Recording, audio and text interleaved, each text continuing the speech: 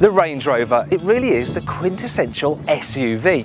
Whether it's transporting you around your country estate in Balmoral or dropping the kids off at their Montessori nursery in Chelsea, no other vehicle blends luxury, desirability and go-anywhere capability quite so convincingly.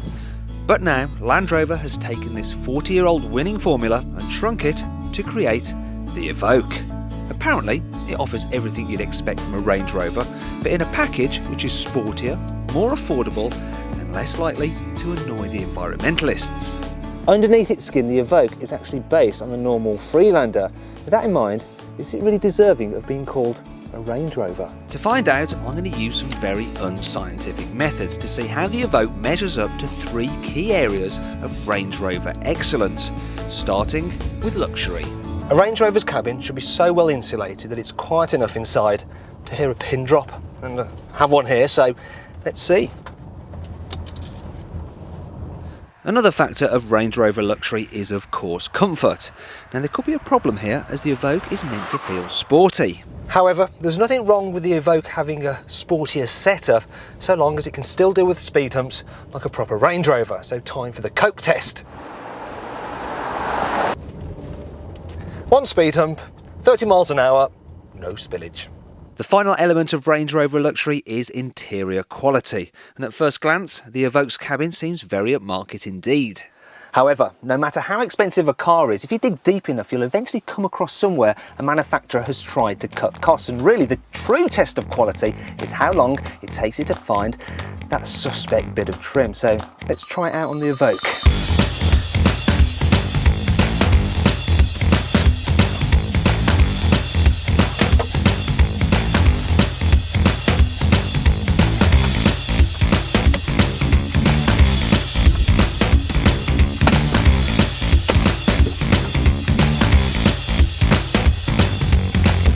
Last, I found it. This catch is all a bit cheap and flimsy. In fact, oh God, it's come loose. Wait a minute. It's actually made by Volvo. Really, other than a rogue part which is made by someone else anyway, the Evoque clearly exudes Range Rover luxury. But does it have Range Rover desirability? What I want you to do is have a look around the car and then give it a desirability rating out of 10. So away you go.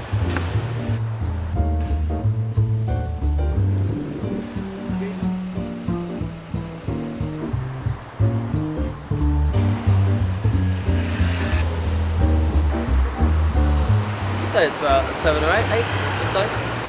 I go for a good 8. 8.5. 9? I would give that a 9. 10 out of 10. Well, that's pretty clear, isn't it? The Evoque has Range Rover desirability. So now we come to our final test. Range Rovers are supposed to have sufficient performance that they don't get humiliated by oiks in hot hatches, so we can have a little drag race. Actually, Range Rover's also supposed to have all-terrain capability. I wonder if we can combine the two. Bear with me a sec, okay. The Citroen DS3 has a 1.6 litre turbo and front-wheel drive, while the Evoque has a 2 litre turbo and all-wheel drive.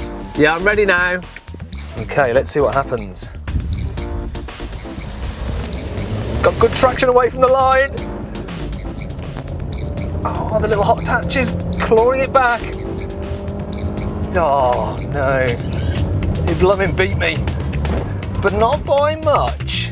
Not by much at all. The Citroen may have crossed the line first, but the Evoque was actually the fastest up to 60 miles an hour. And anyway, this is a drag race of 2 halves.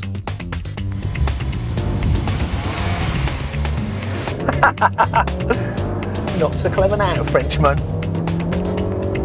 God, where is he? Oh, that's that.